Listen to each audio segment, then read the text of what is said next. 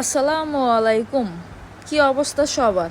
আজকে আবার হাজির হয়ে গেলাম নতুন একটা রেসিপি নিয়ে। আর এটা আমার অনেক প্রিয় একটা রেসিপি, সর্ষে ইলিশ। তো চলুন দেখা যাক আজকে রেসিপিটি কিভাবে করব। তো এখানে আমি কয়েক পিস ইলিশ মাছ নিয়েছি, যেটা আমি আজকে সর্ষে ইলিশ রান্না করব। আর আমি এখানে নিয়েছি কিছু সরিষা। আর সরিষাগুলো অবশ্যই ব্লেন্ডারে ব্লেড করে নিতে হবে, এভাবে আস্ত দেওয়া যাবে না। তো এখন আমি এই মাছগুলো ফ্রাই করব। আর ফ্রাই করার জন্য আমি পরিমাণ মতো লবণ আর হলুদ পাউডার মাছে মেখে নেব। আর এখন আমি মাছগুলো ভাজি করতেছি।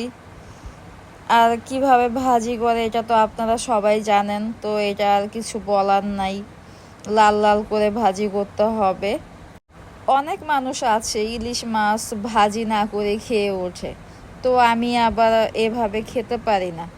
তাই যে কোনো মাছ খাওয়ার আগেই ভেজে নেই, দেন খাই, তাহলে আর গন্ধ লাগে না।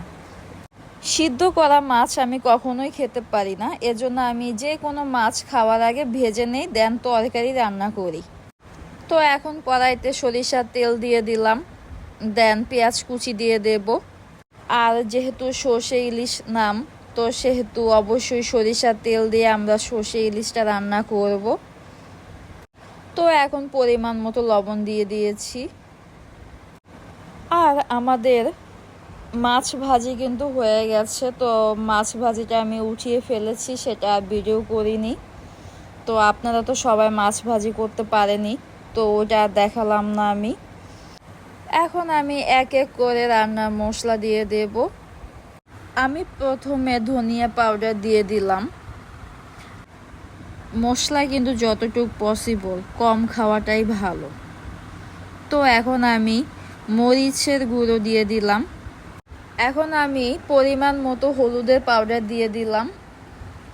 সব মশলা দেয়া শেষ হয়ে গেলে এখন আমি পানি দিয়ে দেব মশলাটা কষানোর জন্য। তাই এখন ভালোভাবে নেড়ে চেড়ে নেব মশলাগুলো মিক্সড করার জন্য। এখন আমি আদা বাটা আর পরিমাণ মতো রসুন বাটা দিয়ে দেব। এখন ভালোভাবে একটু নেড়ে চেড়ে নেব। এখন আমি সবচাইতে মেন জিনিসটা দেব, যা হচ্ছে সরিষার পেস্ট, যেটা ছাড়া সর্ষে ইলিশ রান্না করা প্রায় অসম্ভব। এখন আমি পরিমাণ মতো পানি দিয়ে দেব রান্না করার জন্য। বেশি পানির প্রয়োজন নেই। আর সবগুলো একসাথে মিক্সড করে দেব। সরিষাগুলো আমি ব্লেন্ডারে ব্লেড করে নিয়েছিলাম, আর ওটা আমি আপনাদেরকে দেখাইনি, কারণ এই জিনিসটা আপনারা সবাই পারেন। এখন আমি মাছগুলো দিয়ে দেব একটা একটা করে। সর্ষে ইলিশ রান্না হওয়ার আগেই দেখেন তরকারিটা কত সুন্দর লাগতেছে, কালারটা কত সুন্দর হয়েছে। না জানি খেতে কত মজা হবে। আমরা কিন্তু রান্নার পর অলরেডি এই সর্ষে ইলিশটা খেয়ে ফেলেছি, আর সবাই বলেছে সর্ষে ইলিশটা অনেক মজার হয়েছে।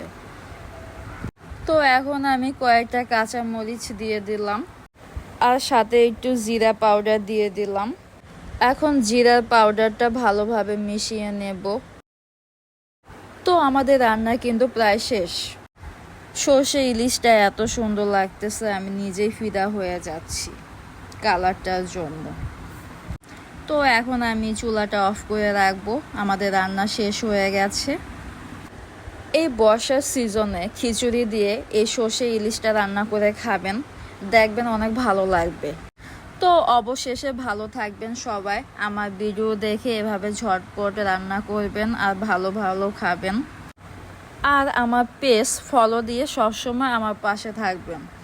ইনশাল্লাহ ভালো থাকবেন সবাই। আল্লাহ হাফেজ।